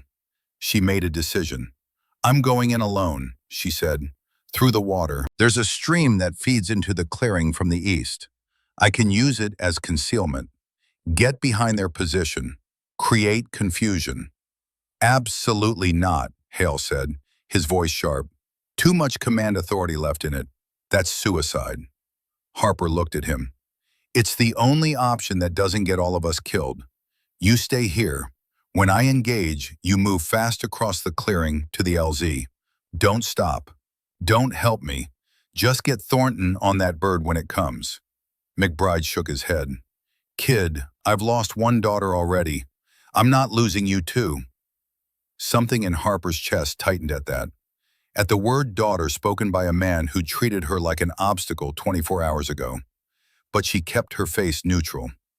"You're not losing me, Chief. I'm coming back. But not if you all sit here and debate. Every minute we wait is a minute they get more ready." "What if the bird doesn't come?" Grant asked. "Then we walk," Harper said. "But I don't think we'll have to. I think extraction is still good. They're waiting here to kill us before we can board, not to stop the bird." She started stripping gear, dropped her pack, kept only her rifle and the 3 magazines that were hers from the count. Checked the action one more time, looked at the team, really looked. These men who'd become something more than strangers, but less than family. Something in between that didn't have a name except maybe brotherhood earned under fire. "Give me 20 minutes, she said. "When you hear shooting, move. Don't wait to see what happens, just move." She didn't wait for permission, didn't wait for approval or argument, or any of the things that would have delayed action, and action was all that mattered now. She slipped into the stream and let the current take her. Cold water closing over her head. Familiar, almost comforting. This was her element, had been since she was 8 years old and her grandfather first taught her that water was ally, not enemy. She swam underwater, following the stream bed as it wound through the jungle, and approached the clearing from an angle no one would watch because no one expected threat from water. Her lungs burned, her head ached, but she'd held her breath longer than this. In bayou water that was darker and colder and full of things with teeth, she surfaced once to breathe. Quiet, just her nose and mouth above the waterline. Then under again, kicking slow, preserving energy, getting closer to the sound of voices speaking a language that wasn't English and wasn't Spanish. Slavic again. The same mercenaries, or more of them. Didn't matter. Enemy was enemy regardless of accent. When she was behind their position, she stopped, found a place where the stream bank gave her cover, where she could see them without being seen. 3 men, heavy machine guns set up on a tripod. Good position, good fields of fire, professional setup that would shred anything trying to cross the clearing. But they were watching the wrong direction. All 3 oriented toward where they expected approach. None watching their rear, because who would be stupid enough to come through a stream and up a slope that was basically a mud cliff? Harper pulled herself out of the water, inch by inch, making no sound, moving like her grandfather had taught her to move when hunting deer that would bolt at the snap of a single twig. She cleared the bank, lay prone in the mud, let water drain from her rifle, checked the chamber, saw brass, ready. She counted heartbeats, slowed her breathing, became still in the way that prey animals become still when predators pass. Not hiding, just being so motionless that eyes slide past without registering threat. Then she took her shots. 3 rounds, 3 seconds, 3 men who stopped being threats. The machine gun went silent before it ever fired. The clearing stayed empty and peaceful. Birds still singing, monkeys still screaming. Nothing changed, except 3 men were dead and didn't know it yet in the cosmic sense of knowing. Harper keyed her radio. "Go," she said. 1 word, all that was needed. She heard them moving before she saw them. The team breaking cover and sprinting across the clearing. Thornton supported between Grant and Brennan. McBride and Hale with weapons up, scanning for threats that Harper had just eliminated. Fast movement, professional, the way it should have been from the start if people had listened, and trust had existed, and doubt hadn't filled the spaces where competence should have lived. Then someone else fired, not from the position Harper had just cleared, from somewhere else. Another position she hadn't seen. Rounds kicked up dirt near Hale's feet. He dove. The others scattered. The sprint became a fight. Harper shifted her aim, found the muzzle flash, returned fire. 2 rounds. The shooting from that position stopped, but now she was exposed. Now they knew where she was, and she had 38 rounds left against an enemy force of unknown size. She moved immediately, rolled left, came up in a new position, fired twice more at movement on the far side of the clearing, dropped back, rolled again, stay moving, stay low, make them guess. Her grandfather's voice steady in her memory even as chaos built around her. The team reached the center of the clearing, took what cover existed, which wasn't much. Hale tried to coordinate fire, but the radio was screaming with crosstalk and confusion. McBride just shot at anything that moved on the high ground.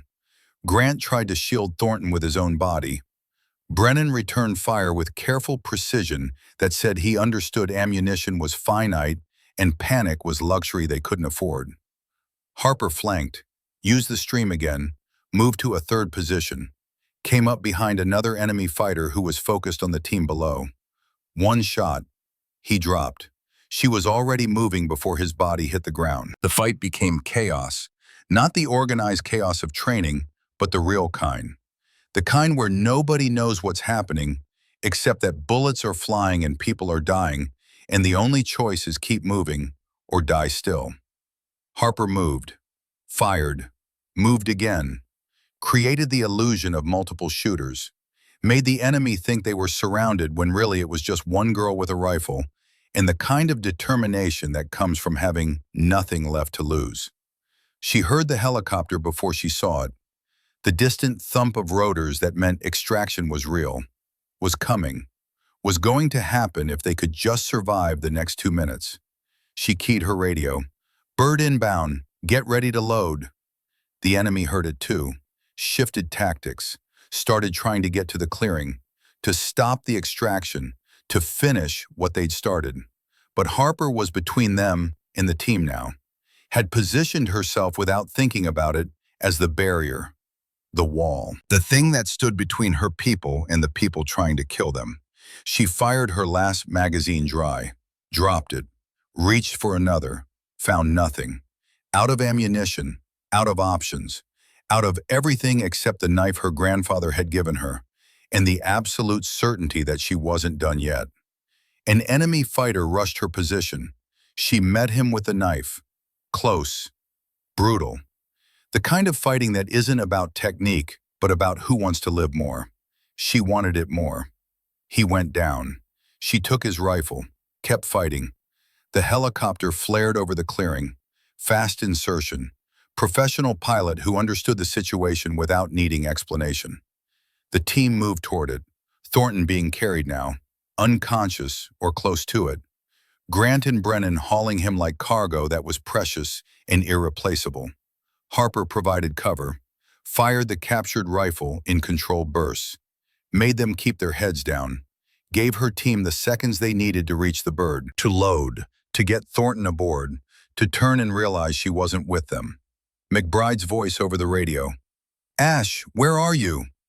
Harper keyed the mic. "Get out of here, I'll find another way." "Bullshit," McBride said. "Where are you?" "East side, but I'm pinned. You need to go. Now." The helicopter was taking fire. The pilot's voice urgent over the radio. "We need to leave. Now." Harper heard the argument even over the gunfire. Heard McBride refusing to leave. Heard Hale trying to give orders that no one was following. Heard the pilot saying they had 30 seconds before he had to abort. She made the decision for them. Keyed the radio one last time. "Chief, you take care of Thornton. Commander, you write the after-action report honest. Tell them what happened. All of it. Don't let them bury this." "Ash," McBride said, his voice breaking. "Don't you dare." "Tell my mom I didn't quit," Harper said. "Tell her I made Dad proud."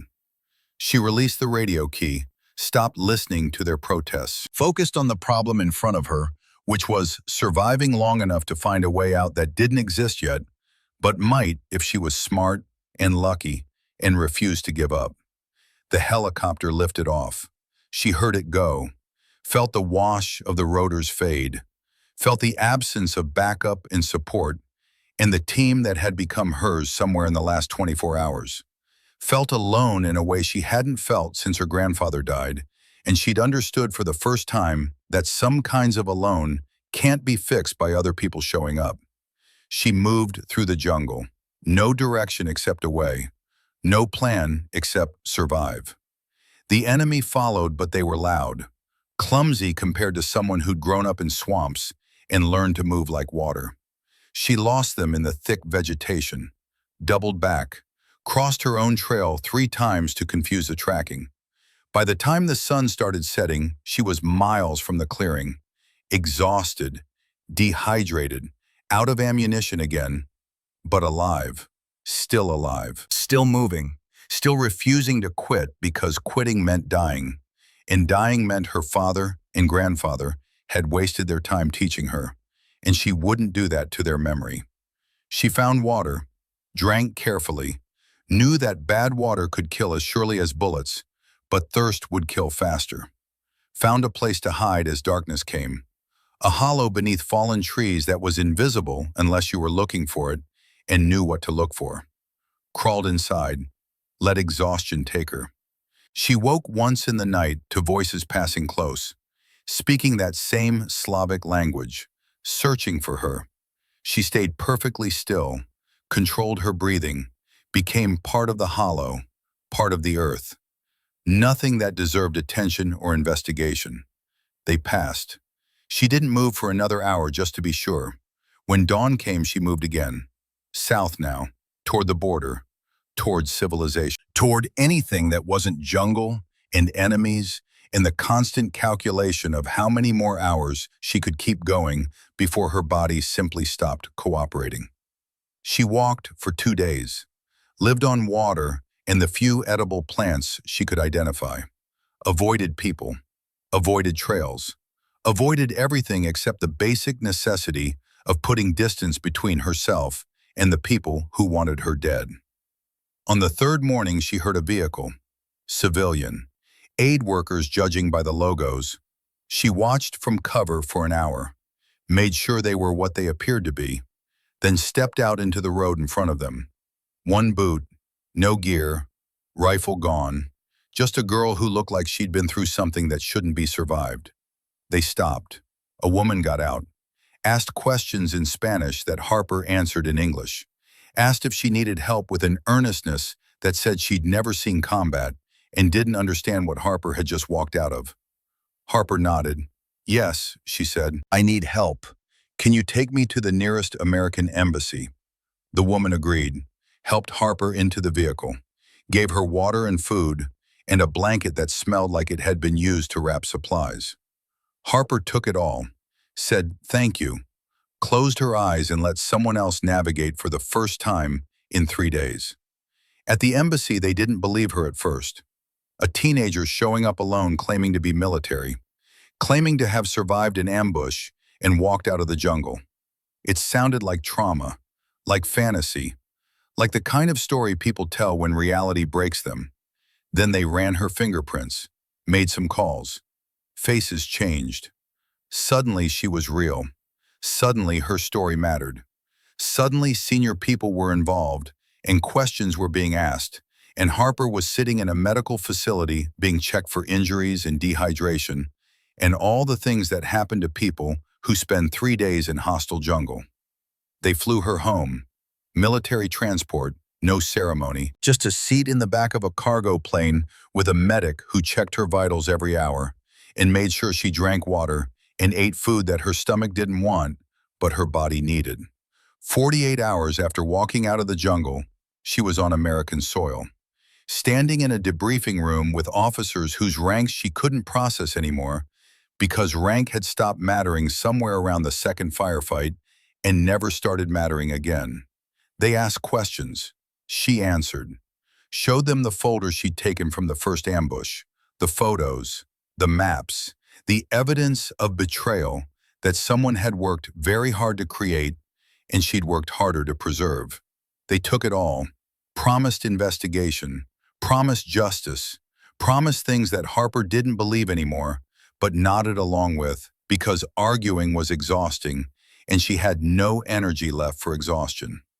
Lieutenant Commander Hale was there, gave his statement, backed up everything Harper said, went further, recommended her for commendation, for recognition, for acknowledgement that what she'd done was extraordinary and deserved to be marked as such. An admiral whose name Harper didn't catch looked at helmet camera footage from the team, showing parts of the fight, showing Harper rising from the river, showing her direct the team, showing moments that proved what words couldn't. The admiral was quiet for a long time after viewing it. Then he looked at Harper with eyes that had seen too many wars and too many young people break under pressure. "You're 17, he said. "Yes, sir," Harper answered. "You saved an entire SEAL team." "I did what needed doing, sir." The admiral nodded slowly. "There will be a ceremony, small, classified, but you'll receive recognition, Navy Commendation Medal at minimum, possibly more pending investigation results." Harper said, "Thank you, because it was what you said." But medals didn't bring back the 3 days in the jungle, didn't erase the faces of men she'd killed, didn't change the fact that someone had sold them and that person was still out there, still free, still dangerous. The investigation went nowhere. The satellite phone was untraceable. The mercenaries who survived weren't talking. The evidence was compelling, but led to dead ends and encrypted networks and the kind of bureaucratic maze that swallowed accountability and produced nothing except reports that said, inconclusive. Harper wasn't surprised. Her grandfather had warned her, had told her stories about Korea and operations that went sideways, and investigations that found nothing because the truth was too expensive, or too embarrassing, or too complicated to acknowledge. 3 weeks after extraction, there was a ceremony. Small like the admiral had promised, classified, just the team and a few senior officers, and a chaplain who said words about courage and sacrifice and duty. Harper stood at attention while they pinned the Navy Commendation Medal to her dress uniform, stood while they read a citation that sanitized what had happened into acceptable language, stood while cameras that couldn't exist took photos that would never be published. Afterward, the team approached one by one. Thornton on crutches. He'd kept the leg barely, would walk with a limp forever but would walk. He shook her hand, said thank you with eyes that said more than words could, said he'd been wrong and she'd been right, and he'd never forget it. Grant and Brennan, together, told her she was the real deal, told her they'd serve with her again anytime, told her things that sounded like respect but felt like family. McBride last, senior chief who'd lost a daughter and found something in Harper he couldn't quite name. He didn't shake her hand, he hugged her. Quick, professional, but real. When he stepped back, his eyes were wet. My daughter would have liked you, he said. You're both too stubborn to quit. Harper smiled. First real smile since before the mission. She sounds like she was something special. She was, McBride said. So are you. Lieutenant Commander Hale approached, asked to speak privately.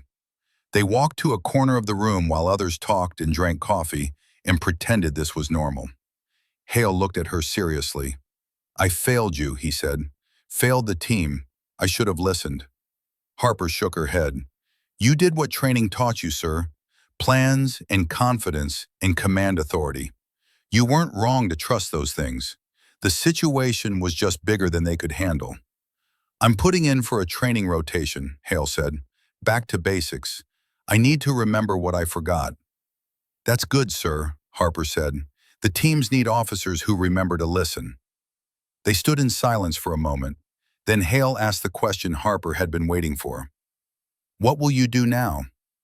Harper looked past him, through the window, at the sky beyond. I don't know, she admitted. Keep serving, I guess.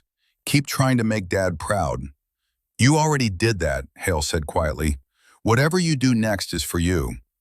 Harper thought about that, about doing something for herself instead of for ghosts and legacies and the weight of expectations. The idea felt foreign, uncomfortable, like clothes that didn't fit right. But maybe that was okay. Maybe uncomfortable meant growing. A week later, she visited Arlington, her father's grave, simple headstone, name and rank and dates that told you nothing about who he'd been or what he'd meant or why his death had mattered. She knelt, placed the Navy Commendation Medal against the stone, spoke quietly even though no one was around to hear. I didn't quit, Dad. I made them listen. I did what you and Grandpa taught me. I survived. The wind moved through the trees. Birds sang. Normal sounds that said the world continued, regardless of human grief or pride or the small ceremonies people performed to make sense of loss. She pulled out her grandfather's knife, the trident blade he'd carried in Korea, that he'd given her when he was dying, that had cut her free underwater and saved her life and become part of her in a way that transcended ownership. She read the engravings she'd found in the jungle, the words she'd never noticed before because she'd never looked close enough. Water rises, fire falls, Callaways endure. She understood it now, the lesson her grandfather had been teaching all along, that water doesn't fight, it flows, it adapts, it finds the way forward even when the way seems impossible, that endurance isn't about strength, it's about refusing to stop when stopping would be easier. She heard footsteps behind her, turned to see McBride approaching. He stopped a respectful distance away. I thought I might find you here, he said. Harper stood. Chief. McBride looked at the grave, at the metal resting against the stone, at Harper standing there with mud still under her fingernails and exhaustion still in her eyes. I wanted to tell you something, he said, about my daughter. Harper waited, gave him space to find the words. She died because I wasn't there, McBride said. Car accident. I was deployed. She called me that morning, asked me to come home for her birthday. I said I couldn't.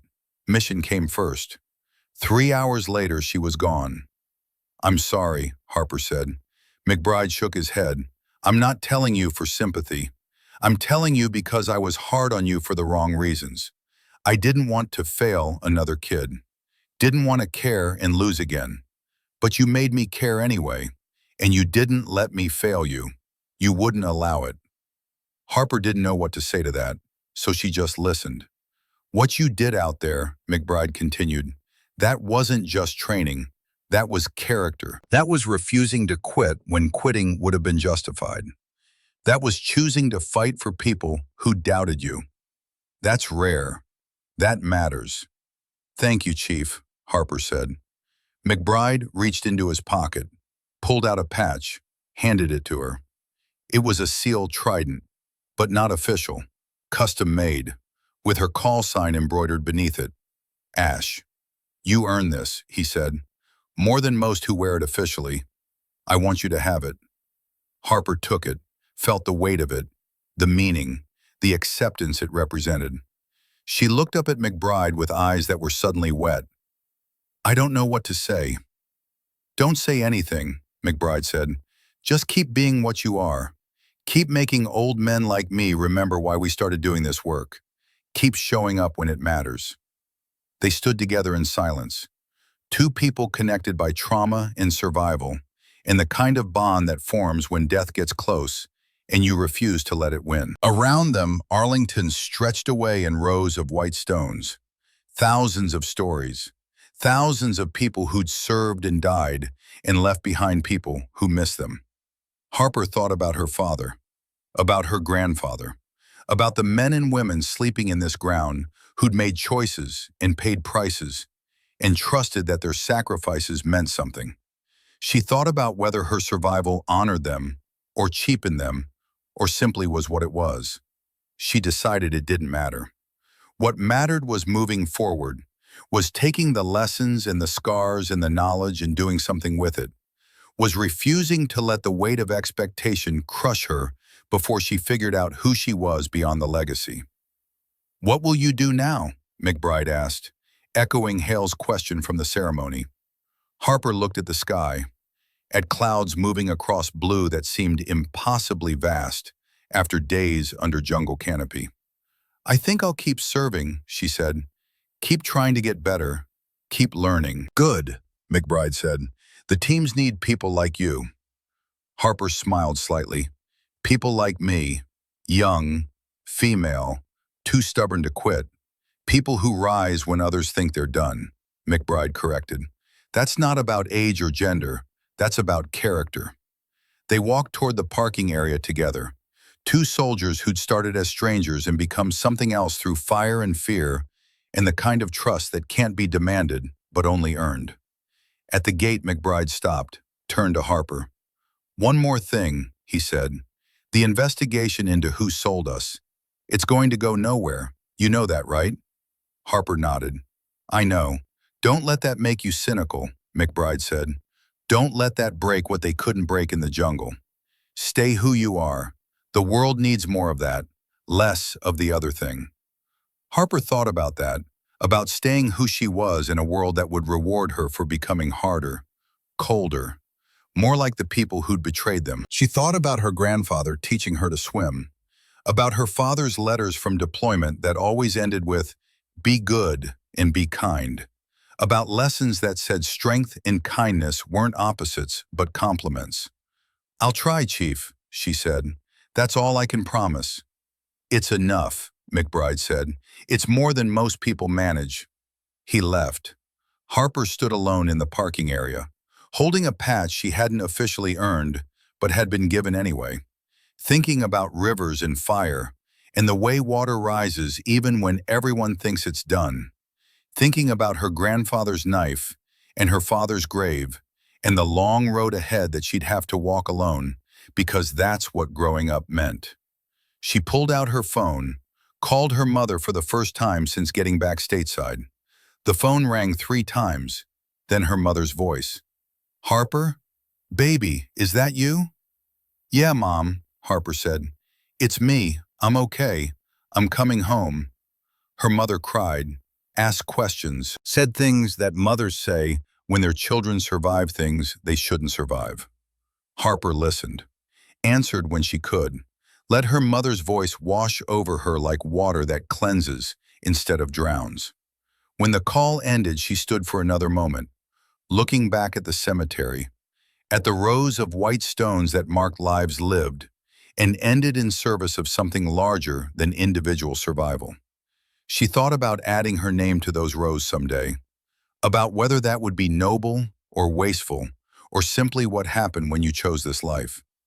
Then she walked to her car, got in, drove away from Arlington, away from the graves and the ceremonies and the weight of history, drove toward home, toward her mother, toward whatever came next for a 17-year-old girl who'd saved a SEAL team and walked out of a jungle and earned respect from men who didn't give it easily.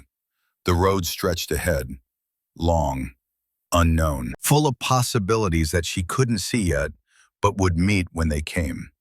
She drove with one hand on the wheel, the other holding her grandfather's knife, the trident catching light from the setting sun, a reminder that water rises, fire falls, and Callaways endure. Behind her, the sun dropped below the horizon. Ahead, the darkness waited, and Harper Callaway drove toward it without fear, because fear was just another obstacle, another thing that would try to stop her, another challenge that would fail because she'd learned something in that jungle that couldn't be untaught. 3 hours later, Harper pulled into the gravel driveway of a small house outside Baton Rouge. The porch light was on, had been on since her mother got the call that she was coming home. The door opened before Harper reached the steps. Her mother stood there, older than Harper remembered, thinner, eyes red from crying that had started days ago and never really stopped. They didn't speak. Her mother pulled her into a hug that was too tight and lasted too long and smelled like home in a way that made Harper's chest ache. When they finally separated, her mother held Harper's face in both hands, studied her like she was making sure every piece was still there. "You look different," her mother said. "I am different," Harper admitted. Her mother nodded slowly. "Your father looked different too. After his first deployment." She paused. "I lost him anyway." Harper met her eyes. "I'm not Dad. I'm not Grandpa. I'm me, and I'm here." "For how long?" Her mother's voice cracked on the question. Harper thought about McBride's words, about the patch in her pocket, about the road ahead that she couldn't see yet, but knew would pull her back eventually. "I don't know," she said honestly, "but I'm here now. That's what matters." Her mother pulled her inside. The house was exactly as Harper remembered. Photos on the walls, her father in dress blues, her grandfather holding a fish. Harper at 8 years old, muddy and grinning beside the bayou. A timeline of a family that kept giving itself to water and war. Harper stood in the living room, looked at those photos, saw the pattern, saw the cost, saw the choice she'd already made without realizing she'd made it. Her mother brought tea. They sat at the kitchen table where Harper had done homework and learned to clean her grandfather's rifle and heard the news that her father wasn't coming home. The table where every Callaway had eventually sat and made the same choice. "Tell me," her mother said, "not the report, the truth." Harper told her, "Not everything, but enough. The river, the ambush, the moment she chose to stay when leaving would have been smarter. The 3 days alone, the knife that had saved her, the team that had learned to trust her." When she finished, her mother was quiet for a long time. Then she reached across the table, took Harper's hand, the same hand that had pulled a trigger and tied tourniquets and cut free from drowning. "Your grandfather used to say the river calls to Callaways," her mother said. "I never understood what he meant." She looked up. "Now I do. It's not the water, it's the choice. The choice to go where others won't, to rise when everyone thinks you're done." Harper nodded. "That's what the engraving means. Water rises, fire falls, Callaways endure." Her mother's grip tightened. "I'm proud of you. Terrified, but proud." She paused. "And I won't lose you the way I lost them. You hear me? You come home. Every time. You promise me that." Harper wanted to promise. wanted to say the words that would make her mother stop looking at her with that fear. But she'd learned something in the jungle about promises, about how easy they were to make and how hard they were to keep. "I'll try, Mom," she said. "That's all I can give you." Her mother nodded, understood in the way only military families understand. That try was better than promise. That honesty was better than comfort. That some people were called to things that couldn't be refused, and the only choice was how you walked toward them. They sat in silence after that, drinking tea that had gone cold, listening to the house settle, to the normal sounds of a normal life that Harper wasn't sure she belonged to anymore.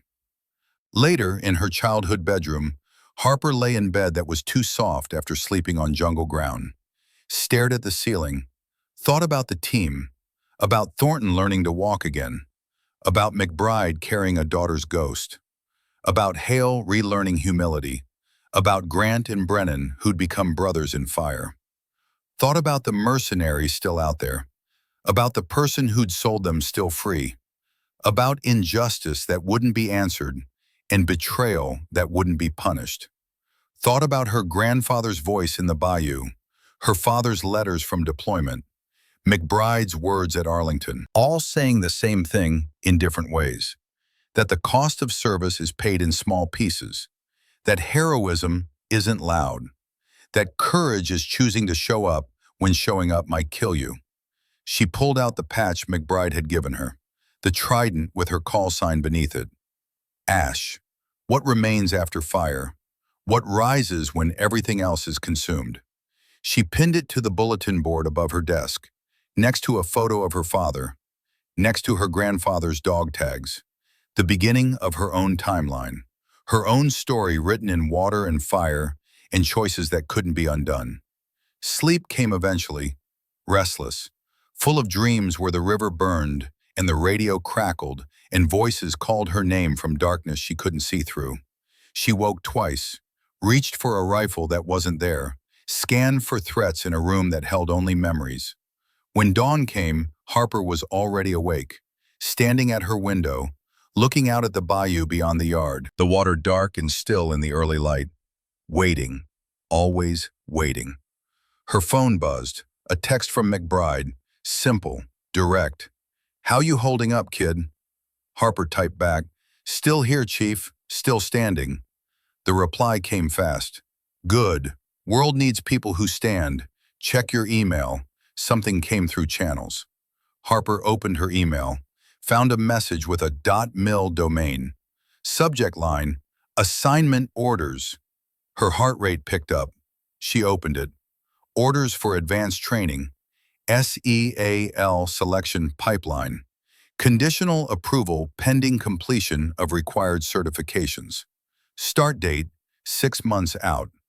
A door opening. A path forward.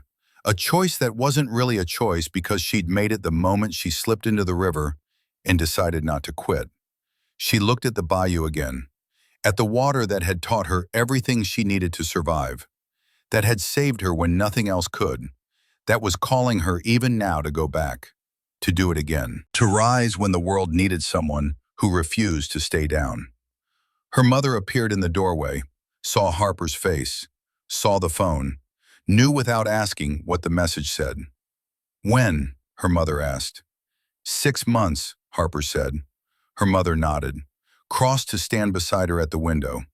They looked at the bayou together, at the water that had taken so much and given back just enough to keep the Callaway line alive. "Your grandfather would say, it's time to learn, not time to fight," her mother said quietly. "Use these 6 months to get stronger, smarter, better prepared for what's coming." Harper turned to her. "And what do you say?" Her mother looked at her with eyes that had already lost too much and knew they'd lose more eventually. "I say the river called you, and Callaway's answer," she paused, "but you answer on your terms, not theirs. You be better than your father, better than your grandfather. You survive." Harper pulled her mother into another hug, held on tight, felt the weight of legacy and the burden of expectation and the simple human need to make the people you love proud of who you're becoming. "I'll try, Mom," she said again. And this time, it felt like enough. Outside, the sun climbed higher. The bayou began to wake. Birds called. Water moved. The world continued turning regardless of human choices and human fears, and the small dramas played out in houses where families said goodbye to people who might not come back. Harper Calloway stood at that window for another moment. 17 years old, Navy Commendation Medal recipient, SEAL Team savior, girl who rose from the river when everyone thought she was done. Then she turned away from the window, away from the water, toward the day ahead and the 6 months of preparation and the life she was choosing, one decision at a time. Because courage isn't loud, it's precise. And water doesn't just rise once, it rises every time, again and again, as many times as it takes, until the day it doesn't. Until the river finally keeps what it's been asking for all along. But that day wasn't today. Today, Harper Calloway was alive, was home, was standing, and that was enough.